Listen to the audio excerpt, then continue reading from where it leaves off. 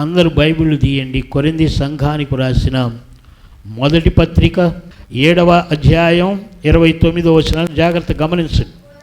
సహోదరులారా, నేను చెప్పున్నదేమనగా, కాలము సంకుచితమై ఉన్నది గనుక ఇక మీదట భార్యలు కలిగిన వారు భార్యలు లేనట్టును, ఏడ్చువారు ఏడవనట్టును, సంతోషపడువారు సంతోషపడినట్టును, కొనువారు తాము కొనినది తమది కాదన్నట్లు, లోకము అనుభవించువారు అపరిమితముగా అనుభవించకుండానట్లు ఉండవలెను.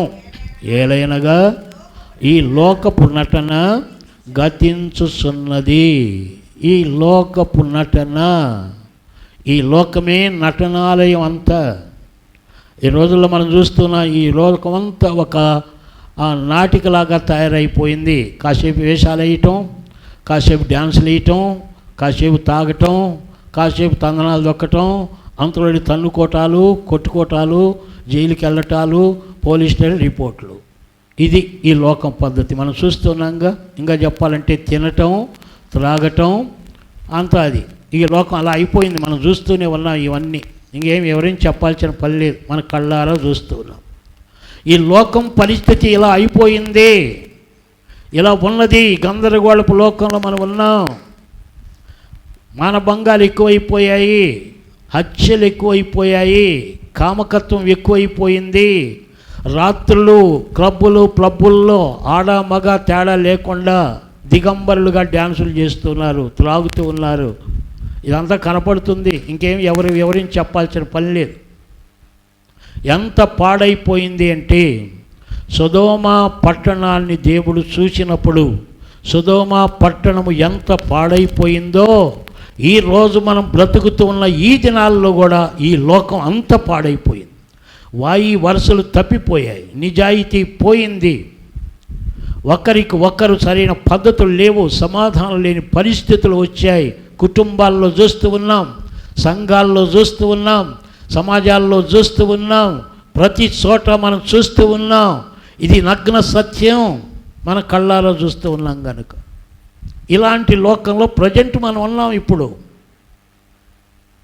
లోతు భార్య సొదొమ పట్టణమే శాశ్వతం అనుకున్నది.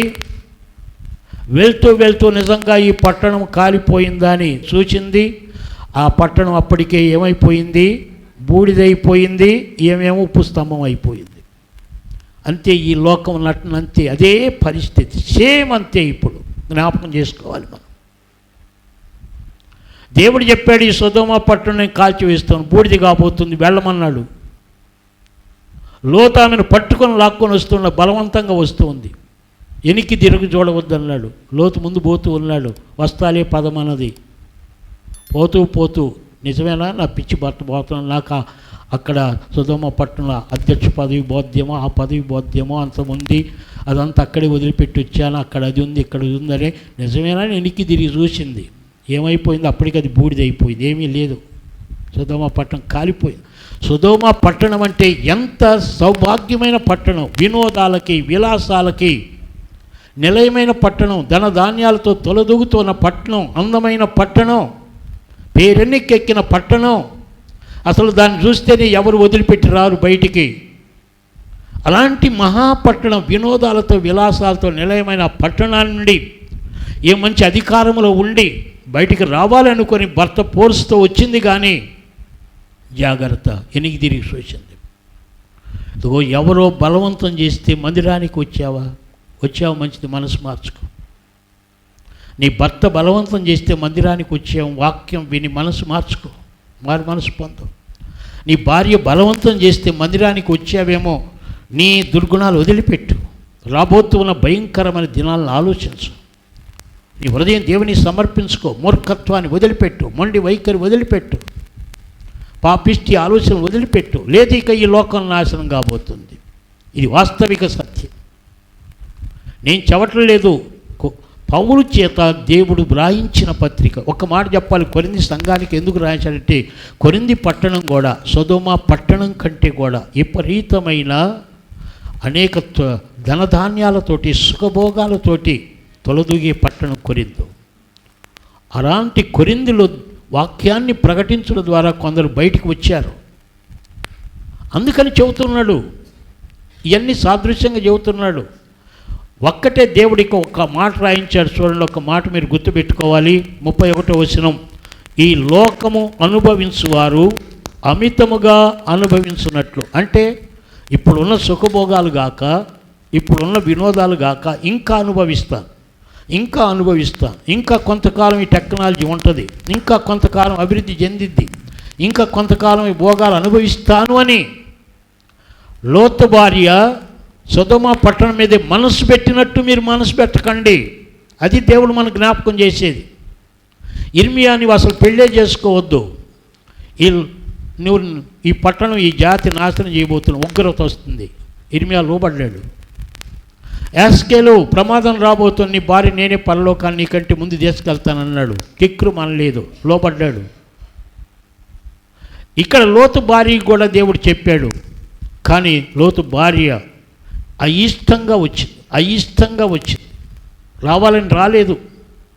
భర్త గనుక ఈ పాపిష్టి ముఖం వాడు ఏం చేస్తాడో ఏమవుద్దో వీడి మాట వినకపోతే అలా బలవంతంగా వచ్చిన తర్వాత దేవుడే చెప్పాడుగా, అమ్మ వచ్చావు ఎలాగూ ఎనికి తిరిగి చూడొద్దంటే ఏం చేసింది? ఆ బుద్ధి మార్చుకుందా? ఎన్ని తిరిగి చూసింది. అప్పటికి అది బూడిదైపోయింది, ఏమో ఉప్పు స్తంభం అయిపోయింది. ఆ తర్వాత ఆ లోతు భార్య వలన లోతుకు ఎన్ని కష్టాలు వచ్చాయో, తర్వాత ఎన్ని ఇబ్బందులు పడ్డాడో, పిల్లలు ఎంత చేయకూడని అగత్యం చేశారో అదంతా మనకు తెలుసు. ఆ కథ అంతా కారణం అదంతా లోతు భార్య. లోతు కుటుంబం అంతా నాశనం అయిపోయింది లోతు భార్య వల్ల.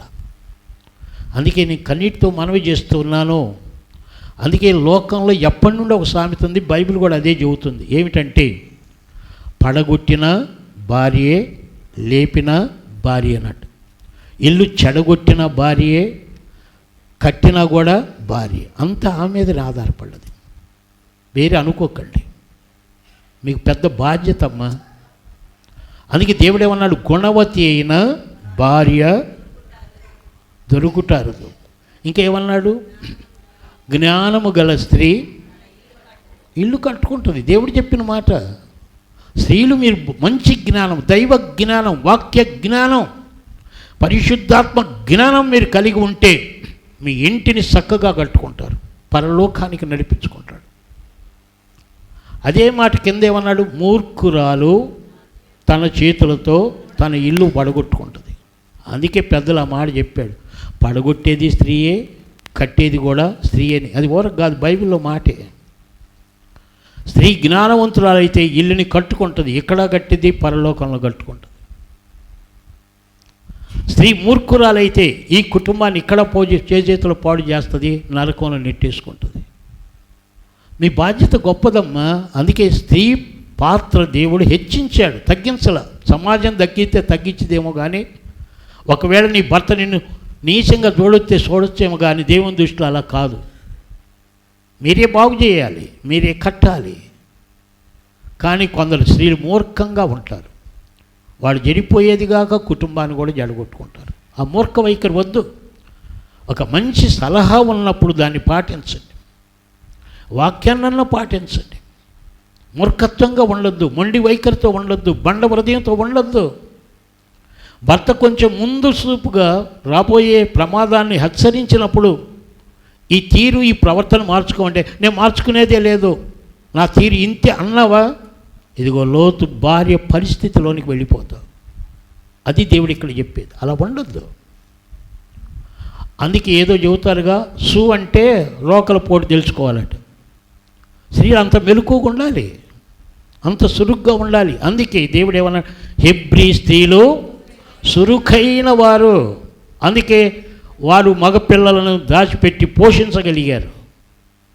ఎకెబెతు సురుఖైన స్త్రీ కనుక మోషేని దాచిపెట్టి ఒక నాయకుడిగా సిద్ధపరిచింది. అవును, మీ చేతుల్లోనే ఉంది తల్లి. అదంతా అంత ఆధిక్యత దేవుడు మీకు ఇచ్చాడు.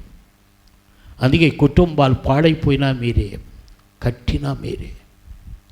కనుక స్త్రీ జ్ఞానం కలిగి ఉండాలి, వాక్య జ్ఞానం కలిగి ఉండండి. కట్టుకోండి, పడగొట్టుకోవద్దు, బాగు చేసుకోండి, చెదరగొట్టుకోవద్దు. అభివృద్ధి పరచుకోండి, మంచి ప్రణాళికలు వేసుకోండి, కుటుంబం కొరకు మంచి ప్రణాళికలు వేయండి, అభివృద్ధి చేసుకోండి. కానీ పతనానికి తీసుకుని వెళ్ళకండి, పాడు చేసుకోకండి, చేతుల అప్పుల పాలు చేసుకోకండి, అగసాట్లు తెచ్చుకోవద్దు నేను మనవి చేస్తున్నాను.